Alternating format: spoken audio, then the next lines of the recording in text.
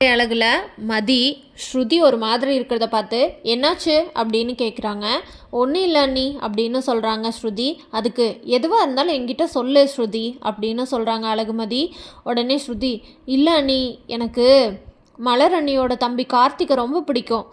அவர் ரொம்ப நல்ல பையன், நல்ல ரெஸ்பெக்ட் கொடுப்பாரு. அவர் எனக்கு என்ன சொல்கிறதுன்னு தெரியல அண்ணி. நான் விரும்புகிறேன், ஆனால் அதை வீட்டில் இருக்கவங்க யாரும் ஏற்றுக்க மாட்டாங்க அப்படின்னு சொல்கிறாங்க. இதை கேட்ட அழகுமதி உடனே ஷாக் ஆகிடுறாங்க. அதனால என்ன, நீ கார்த்திக் கிட்ட சொல்லிட்டியா அப்படின்னு கேட்குறாங்க. அதுக்கு உடனே, இல்லை அண்ணி, நான் சொன்னால் மட்டும் என்ன இங்கே நடக்கவா போகுது அப்படின்னு சொல்கிறாங்க ஸ்ருதி. அப்படி இல்லை ஸ்ருதி, எதுவாக இருந்தாலும் நம்ம ட்ரை பண்ணி பார்க்காமையே முடியல, நடக்காது அப்படின்னு சொல்கிறது நல்லது இல்லைல்ல.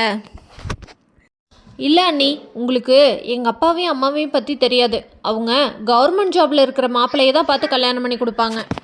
உடனே ஸ்ருதி, கவர்மெண்ட் மாப்பிள்ளையாக இருந்தால் என்ன, நம்மளுக்கு மனசுக்கு பிடிச்சிருக்குன்னா இருக்கணும்ல, நீ தானே கல்யாணம் பண்ணிக்க போகிற அப்படின்னு சொல்கிறாங்க.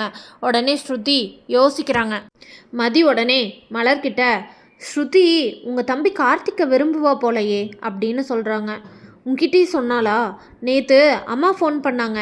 அப்போ அத்தை, நான், ஸ்ருதி 3 பேர் தான் துணி அலசிட்டு இருந்தோமா. அப்போ எங்கள் அம்மா ஃபோன் பண்ண உடனே நான் கார்த்திக்கு கல்யாணம்னு சொன்ன உடனே அவள் முகமே மாறிடுச்சு மதி. ஆனால் இது ஒத்து வராது. நீயே எங்கள் 2 பேர்த்த பார்க்குறேல, நானும் பாக்கியராஜும் கல்யாணம் பண்ணிட்டு எவ்வளோ சிரமப்பட்டுட்ருக்கோம் இந்த வீட்டில். அதுவும் இல்லாமல் ஸ்ருதி என் தம்பி கார்த்திகை விரும்புகிறான்னு தெரிஞ்சதுன்னா அவ்வளோதான் அப்படின்னு சொல்கிறாங்க அழகுமலர். என்னங்க பேசுகிறீங்க நீங்கள்? ஸ்ருதிக்கு பிடிக்காத ஒரு பையன் கூட கல்யாணம் பண்ணி வச்சு அதனால ஸ்ருதி மனசுடைஞ்சு இங்கே வந்து இருக்கிறத விட பிடிச்ச பையனை கல்யாணம் பண்ணிட்டு போகிறா. ஸ்ருதியை விட நீங்கள் தான் ரொம்ப பயப்படுறீங்கன்னு நினைக்கிறேன். நீங்கள் ஃபஸ்ட்டு உங்கள் அம்மாக்கிட்டேயும் உங்கள் தம்பிக்கிட்டேயும் பேசுங்க, மித்ததை அப்புறம் பேசிக்கலாம் அப்படின்னு சொல்கிறாங்க. அழகுமலர் அவங்க அம்மா கிட்ட ஃபோன் பண்ணி, அம்மா, கார்த்திக்கும் ஸ்ருதிக்கும் நம்ம ஏன் கல்யாணம் பண்ணி வைக்கக்கூடாது அப்படின்னு கேட்குறாங்க. இதை கேட்டு அவங்க அம்மா, ஏண்டி தெரிஞ்சுதான் பேசுகிறியா மலர், நீயே ஆல்ரெடி ஒருத்தி அங்கே கல்யாணம் பண்ணி கொடுத்து பட்ட கஷ்டம் போதாதா?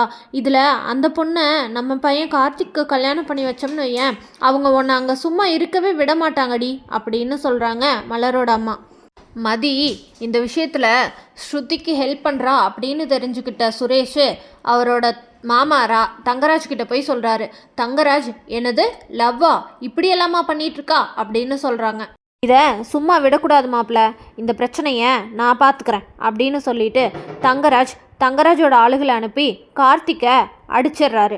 கார்த்திக்கும் அடி வாங்கிட்டு வீட்டுக்கு போனோடனே அவங்க அம்மா மலருக்கு ஃபோன் பண்ணி, ஏன் மலர், நான் தான் முன்னாடியே சொன்னேன்ல இப்படியெல்லாம் நடக்கும்னு தெரிஞ்சுதான். கார்த்திக்கு ஏதோ ஒன்றுனா நான் என்ன பண்ணுவேன் சொல்லு, என்னம்மா ஆச்சு அப்படின்னு கேட்குறாங்க அழகுமலர். அதுக்கு மலரோட அம்மா, அது உங்கள் வீட்டில் இருக்காங்கல்ல தங்கராஜும் சுரேஷும் தான் கார்த்திகை இப்படி போட்டு அடிச்சிருக்காங்க. கார்த்திக் ஸ்ருதியை லவ் பண்ணுறான்னு நினச்சிட்டு அடிச்சிருக்காங்க. இதெல்லாம் நடக்கும்னு தெரிஞ்சுதான் நான் இந்த கல்யாணமே வேண்டான்னு சொன்னேன். இப்போ புரியுதா உனக்கு அப்படின்னு சொல்கிறாங்க. இதனால் ஸ்ருதி என்ன செய்வான்னு தெரிஞ்சுக்க நம்ம சேனலை மறக்காமல் லைக், ஷேர் அண்ட் சப்ஸ்கிரைப் பண்ணிக்கோங்க.